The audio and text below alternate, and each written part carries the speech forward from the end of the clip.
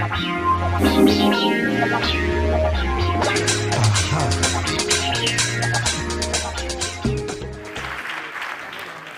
am Ghanaian. I was born in Dublin. I never lived there. And I moved to Ghana as a child, as a baby, actually. My mother wanted to continue going to school, so she sent me to Ghana. So I got breastfed by her twin sister. When she finally arrived 2 years later, I refused to go to her because I didn't know her. But since then, I've reformed. I think so. Okay, I went to school in Ghana, went to Infant Swim School in Cape Coast in Ghana. And then I lived in Sierra Leone a bit. Then went to school in America. Went to high school for a year and college for 4 years in Texas. Regular African kid, nothing special, average student, you know, a bit gangster. You know, so my parents sent me to Texas to cool me down. And I arrived in Texas as a teenager, took one look around and realized that, wait a minute, this country, the people, there's some sort of pigmentocracy. With the kind of color skin I had, the classification I was being put in, it was going to make my life a little difficult. And then, like my friend Kwame, I read the Malcolm X book, and that was it. I understood where they were coming from. I wasn't angry, but because thankfully I had somewhere to go back to. But it focused me. I got very serious about school. In 5 years, I was ready to leave. Finished university, left 3 weeks after leaving. It took 3 weeks to pack my stuff into 6 boxes. And I moved to London. And I worked here for 18 months or 15 months or something as a manufacturing engineer in Oxbridge. And then left this country too. Actually, I went for holidays, looking to come back and then go back again. But I got into an argument because I was drinking with some friends in a pub who were my classmates who had just finished school and were asking me to help them to get to America. And I told them, you guys were crazy. You guys are crazy. I mean, I'm trying to come back, you're trying to go. I said, Herman, there are no jobs here. I said, how? I did my Ghanaian thing. How? This Ghana with open sewers, mosquitoes, and this is all business opportunity. And they said I was crazy. They thought I'd been eating too many hamburgers, and they were going to my head. So we made a bet. And while I was in London, I'd quit working. Out of the blue, my boss was confused. I just told him, stop, I'm ready to go to Africa. So in the 3 months or so that I was hanging around here, I bought a computer. Somebody lent me £800 when I first came, and I paid him back. And I got a computer and tinkering with it, so I'd learned some programming. So I started doing 2 things. I realized I had an aptitude for it. I studied manufacturing, but I was programming for fun. So I had done some work for travel agents on Oxford Street, just writing programs to do the booking system, something very simple. And then I taught programming students on Oxford Street. So when I had this argument with my friends, I told them I could get a job by Monday. This was Saturday, I think. I said, I could get a job by Monday. And they said, it's impossible. Now you're crazy. And so we said we put $500 on it. And everybody was excited because they were sure they were going to win. So I woke up the next morning, on Monday morning, my head was clear now. There was no more drink. And I was like, I have a problem. I need to get a job, like today. So I started calling my friends, and I went out to meet people and asked them, hey, guys, I was thinking of what I could do to win this argument, to win the money. And they said there was a travel agency they wanted to introduce me to, so I could go and talk to them. And once again, my theory worked, that being black in Ghana was not a crime, unlike other places. I walked into the place. The manager came out, yes, can I help you? I said, yes, no problem. So I said, you have your computer. I saw the computer was nice and covered. You know, in those days, in 1990, 91, the computer was sealed. Nobody, do not touch. It was in the boss's office. So everybody pointed, there's one there. If you peek, you can see it. So the waiter for the boss, he came. Thankfully, you know, I was not offensive in my looks and my appearance. He sat with me, and he spoke to me. And I said I could do programming on his computer, and I could make it work for him. And he said, okay, young man, come back tomorrow. If you think you're that good, you come tomorrow. Next day, I gathered all the work I had done on diskettes in those days. I arrived at his office. Halfway through, somebody called him aside, and then he ran back in. Young man, I want you to promise me one thing. I said, what is it? I will be very angry. You have to promise you don't put any bacteria on my computer. Virus. So, sir, I promise I won't. So somebody just told me that these programmers have been putting bacteria on people's computers. But we became very good friends. And needless to say, I did the work. And then he told me immediately that, I know your trick. You got this from London, from the company you used to work for, and you brought it here, but there are things missing. See, this part is not applicable to Ghana, and there's no VAT in Ghana yet. So sorry, good try, but we need somebody who can actually write the program. So I wrote these programs. He said, look, you don't need to lie to me. I've seen people like you before. And thankfully, I brought the whole programming environment. So just give me 5 minutes. I installed everything. So what do you want to change? This part. I'll make the whole screen change to blue. And I'll change this to mean, what's your name? I'll put it there. As soon as I did that, the office exploded. He shouted, hey, guys, he can do it. And everybody ran to me. The accounts department wanted this. The HR wanted that. Basically, it locked me down in Ghana for months and months and months. And I only left to come back to the UK like 6 months later to do a quick run for 3 or 4 days to pick up my stuff and go back. And I've lived in Ghana ever since. And I got the $500 from my friends. Huh?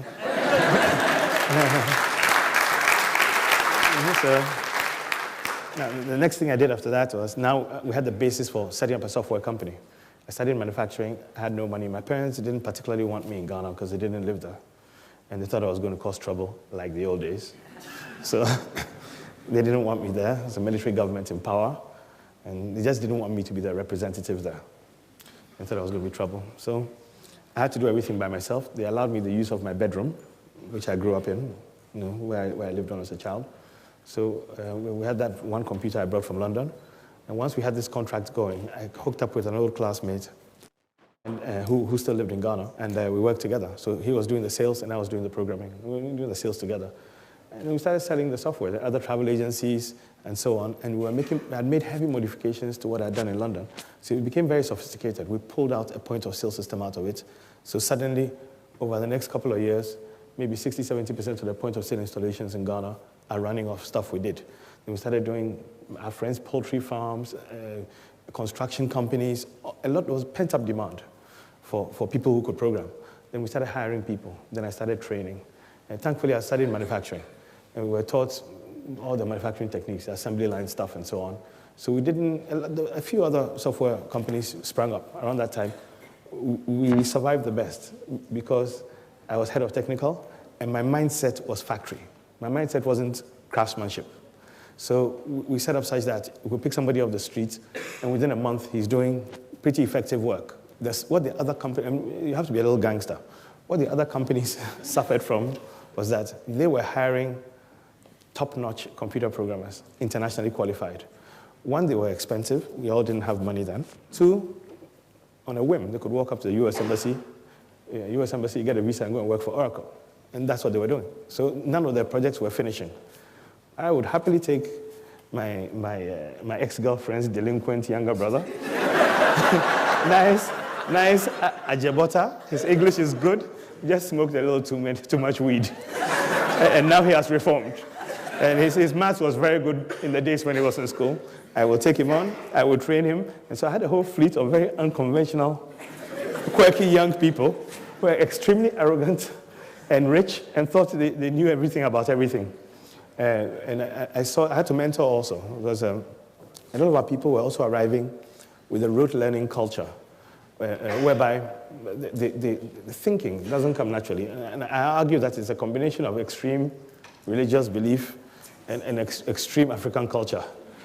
The two cause children to be put in a corner, and they can't really ask questions. So a lot of people I was recruiting, in a creative scientific environment, it's very difficult to work with such people. They have to be, the conversion has to be done. It's like how you take in the old days, they take an African and convert him into a slave by dehumanizing him. You have to rehumanize. You have to do the other way around, so that they will learn to ask questions, they learn to have an opinion and defend their opinion, and rules and regulations didn't come from an older person imposing it on you, and that kind of thing. We had to teach them all that. We did this very well. Our turnover doubled every year. And we won plenty of awards all over the place. And then we started working with the multinationals, because now the Nestle's and the Guinnesses and the Unilevers and so on, we were the only show in town. We were doing everybody's work.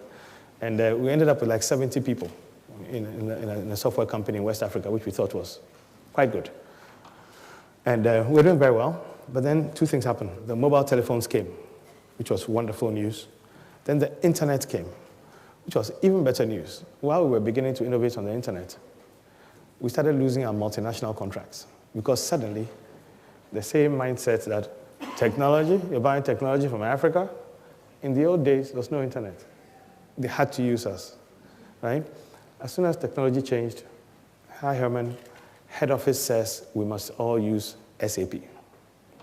Finish. So we're losing out on our business. In one of our company, one of the multinationals, I won't mention the name, the workers and the management in Ghana, a big multinational, you all know them, refused to switch systems for 2.5 years after the instruction came because they were so much more comfortable using our systems because we're tuned for the environment. We designed them to be very easy. We're Africans. We know the challenges of our people, so we know how to design things that are intuitive to our people. But then we had to, so our company started dwindling. We're not making as much money as we were making, so we had to rethink the whole thing. So two things happened. We went back to the lab, on my software company, SoftTribe, went back to the lab in the new landscape to innovate and come up with new products. We set up something called shopafrica53.com, which is like a web mall for like an eBay-style thing. And Africa had a big problem because mobile payments and payments that lend themselves to the internet and e-commerce didn't exist. They still kind of don't exist. So I designed one, which if we got some funding, I could set up another company which could implement that. For me, what drove me was, I'm a proud African. I'm also arrogant. You can't be arrogant and your people are poor. It just doesn't work. It's a pose it's a hollow pose. It doesn't work. That everybody has to look good. My Igbo friends come to visit me in Ghana. If we're driving through and see some poor people, it's not very sexy. so we have to fix it. You can't win unless you're winning with people coming behind you. This is my mentality.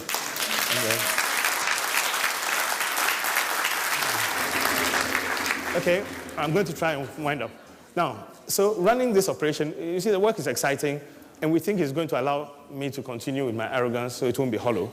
Because now the people are going to start making money. I mean, if you think about it, all I need to do is to achieve a situation where like 1 million people in my country make $1,000 a month. That's it. That's more than the World Bank has done in 50 years. And it's configured to go shopafrica53.com. We're going to go into 53 countries. I just came, our Ugandan partner, our East Africa partners from Uganda, just finished negotiating with us last week in my office. We signed the contracts. They are going to roll out like how they do TEDx. Because we're bringing everybody to speed, the merchants, the financial institutions, boom, delays. So the investment money we had, finished. We had to fix this problem Africa style. What came out of the thinking was, some argue, it's even more exciting than Shop Africa. The first thing that came out of the thinking was this. It's called a Kebaikon card. Do you know what it is? It's an e-event card. We have the cloud. It's sitting. We wrote software around the platform, our MX platform we wrote for the Shop Africa payments. We wrote software around it such that when there's a music concert in Ghana, 10,000 people, they use this card. Why? You can't steal the money. There's no way to steal the money. You buy it from a gas station for let's say $5 for the concert. Suddenly concerts are being scheduled nicely. It's online on our system. They can log on and schedule, and then the sales agents can sell. When they give you the card the first time, it's not a throwaway card. When you take it the first time, you keep it. You don't throw it away. When you get to the concert, you and your wife or your girlfriend, so now suddenly it's dignified. On the scanner, $20 scanner. Wait, checking. Checks on the cloud. Enter now. You're in. No queue, no fight. So people are putting up signs. Tickets not sold at the gate. Finish. Because they don't want the fights that normally ensues.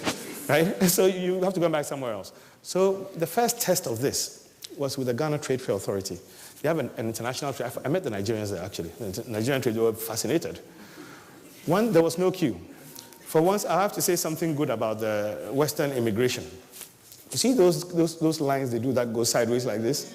I realized why they did that. You can't push. If you push, you're pushing the wrong way. You're pushing perpendicular to London.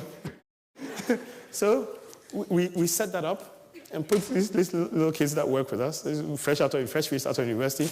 This thing that had been a big problem historically. People are fighting at the gates, people die, people are jumping the gate, there are police shooting guns, soldiers have been brought in because all the area boys are trying to get into the trade fair. This year's trade fair, no fights, no money lost. For the first time, the trade fair made over 500% increase in revenue. On one of the days, they made more money than any trade fair event has made since the 60s. Why? Because we set it up on this card. So you come in, you get to the gate, you're ready to negotiate. Oh boy, can I do this? And that? There's nobody to talk to. It's a scanner.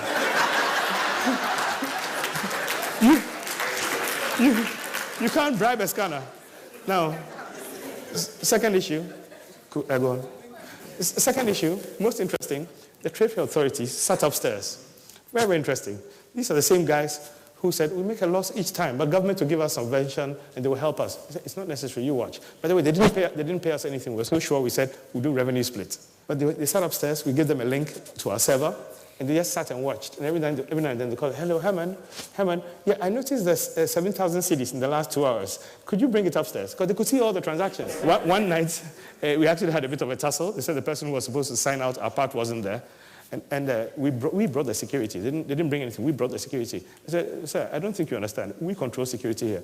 If we can't do the split now, I'm lifting the money. We're taking it to our office. You come chase us for it tomorrow. He said he's coming.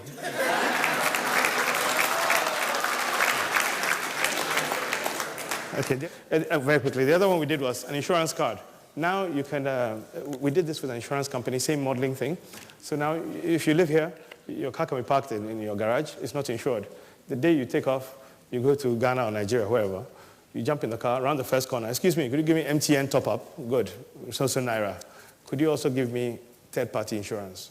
Scratch in your phone, boom, car number, policy number, covered. We did that too. So that's happening. And the third one we did, which is launching next week, is the most interesting to me. It's an anti-armed robbery product. Get ready, get ready, get ready. This is the wildest one. I found this the most exciting. It's called Hejulor. In Nigeria, it will be Ole. That's the equivalent. You thief. Now, here's how it works. Basically, for $10 a month, we've set up a system in place where if you get attacked, you're holding one of 5 phones in your house that can call for help by either sending a blank text or flashing a number. You know what flashing means. I know it's not English, but flash is when you call and nobody picks up. You just flash a local number that talks to our server, the same old cloud server. The server turns around and starts a dance. Basically, our security company partners are in a matter of 5 minutes, they'll be in your house because they've parked in anticipation of they parked vehicles all over Accra. They'll be in your house with noise, with dogs, with whatever. That's level 1. Line 2. We will alert 10 of your neighbors within 20 seconds. 10 of your neighbors are aware there's a robbery going on. In Ghana, what that means is that people are releasing their dogs, lights are coming on, some guy across the road is shooting a gun in the air. You can't conduct a robbery in that environment. The third line is that, remember our friends from the radio station? They're in on this gig too. Guess what their job is? Today, the president visited Kumasi. Sorry, there's a robbery. There seems to be a house under attack.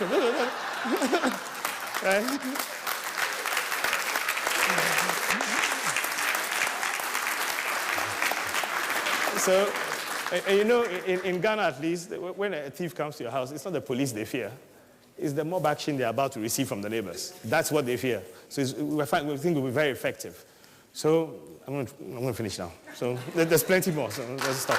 So we're looking for partners in other African countries. So if anybody's interested in partnering on any of these products, because the cloud, you can talk to Ghana as well as Sierra Leone, as well as Uganda, as well as whatever.